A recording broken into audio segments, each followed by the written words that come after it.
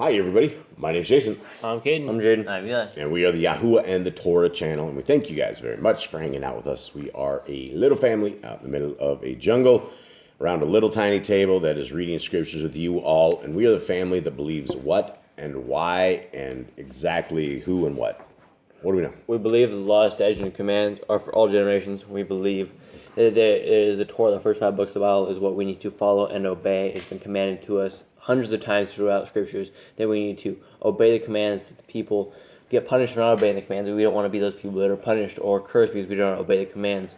Even the Messiah Yehoshua, he said, keep the commands of my Father. Those who are my brethren are those who do the will and keep the commands of my Father. So we want to keep the commands. We also believe that the Messiah Yehoshua, he is our Messiah. He died for our sins. He died so we didn't have to go and sacrifice all the time. Yeah. Okay. All right. And so, guys, if you guys are keeping the Zadiki calendar, today is, it's month 4 for the Gregorian. For us, it's month 2. 5 for the Gregorian. Today is what? Month 5. Month 5 on the Gregorian calendar. Today would be the second Passover. If you guys missed the first one, we're on Kling. For the first one, it is on the second month of the 14th day of the month. It is the 5th day of the week. One day I'll get this down so I can just roll through this. But that is it. Anyone have any observations or anything on the calendar? You guys all good with the calendars? Yeah, I mean, I don't completely understand them, but yes. You don't completely understand them? All right. Well, your mom has a good write-up as well as Jeremy. Actually, no, doesn't have a good write-up. She has a little one, but not as good as Jeremy's. Okay. All right, guys. And so we are pumping this. This is Yah Scriptures. It is the greatest English translation you guys will ever find. It is available very, very, very soon. It is in the middle of printing right now. We expect some more news very, very soon. Printing should be done here very soon. Sorry for the dogs. But this is, we'll hopefully be shipping these in June.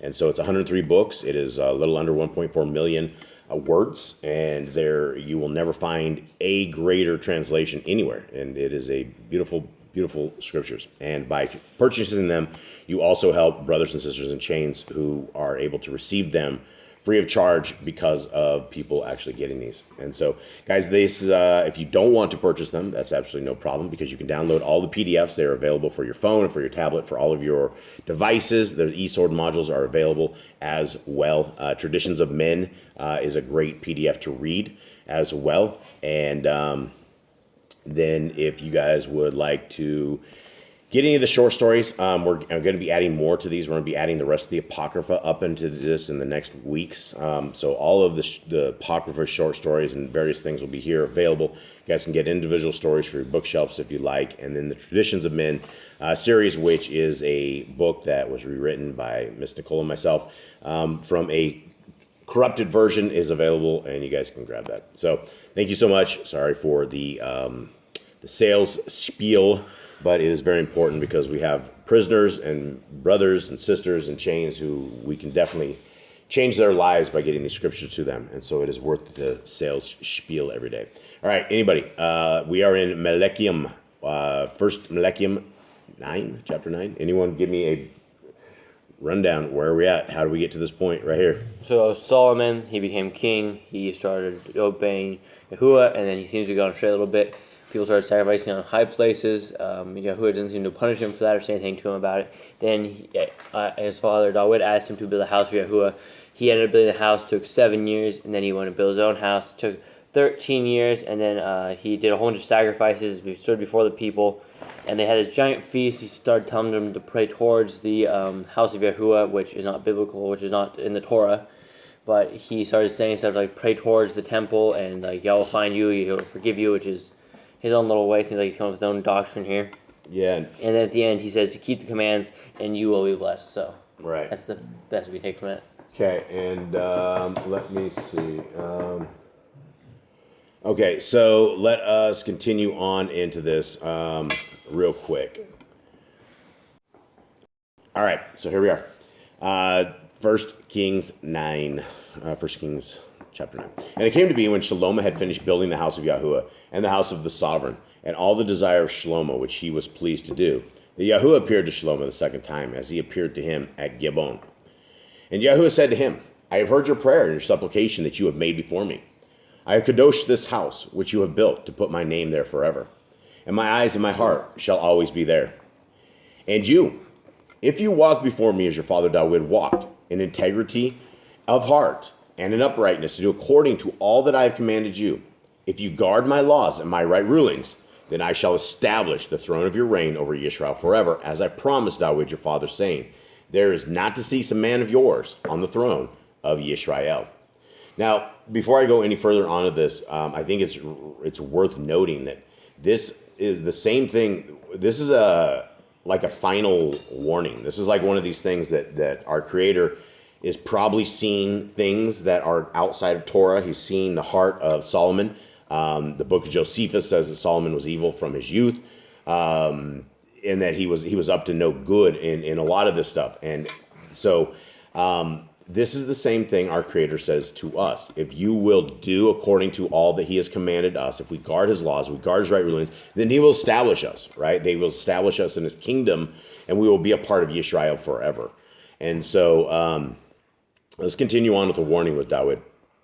If you at all turn back, you or your sons, from following me, and do not guard my commands, my laws, which I have put before you, but shall go and serve other mighty ones, and bow yourselves to them, then I shall cut off Israel from the face of the land which I have given them, and send away from my presence this house which I have kadoshed for my name. And Israel shall be a proverb and a mockery among all the peoples. And this house, which has been exalted, everyone who passes by it shall be astonished and hiss and say, why has Yahuwah done thus to this land and to this house? Then they shall say, because they have forsaken Yahuwah their Elohim, who brought their fathers out of the land of Mitzrayim, and they embraced other mighty ones and bowed themselves to them and served them. That is why Yahuwah has brought all this evil on them. And again, I'd like to reiterate this exact same message that goes to all of us, right? This is for every single one of us, right? We are not to embrace mighty ones. We're not to bow to them. When you get on your knees in front of a Christmas tree, you are literally you're under the Nimrod's phallus is what you are. And it's a mighty one's thing. And that is what you are doing. You are putting your kids under the Christmas tree. I mean, that's just simply one example of this. But our Creator says we are not to bow to anything other to Him. He is our Elohim Most High. There's no other else. There's no one. Okay. And it came to be at the end of 20 years that Shalom had built the two houses, the house of Yahuwah and the house of the sovereign. Kiram, the sovereign of Zor, had supplied Shlomo with cedar and cypress and gold as much as he desired. Then sovereign Shlomo gave Kiram 20 cities in the land of Galilee. These guys are like really good friends, right? I mean, who in the world is going to give people 20 cities, right? A lot. That's a ton. I mean, it's not towns, we're talking cities. Okay, and Kiram came from Zor to see the cities which Shlomo had given him, but they were not right in his eyes. And he said, what are these cities you have given me, my brother? And he called them the land of Kabul, as they are to this day. And Kiram sent the sovereign 120 kickers of gold, which is a tremendous amount of gold, because they were sovereign. You know, we learn of other times they were giving kickers, and it was like 20 kickers of gold, 40 kickers. This is 120 kickers of gold. And this is the purpose of the compulsory labor which sovereign Shlomo raised, to build the house of Yahuwah, and his own house, and Milo, and the wall of Jerusalem, and Katzor, and Megiddo, and Gezer.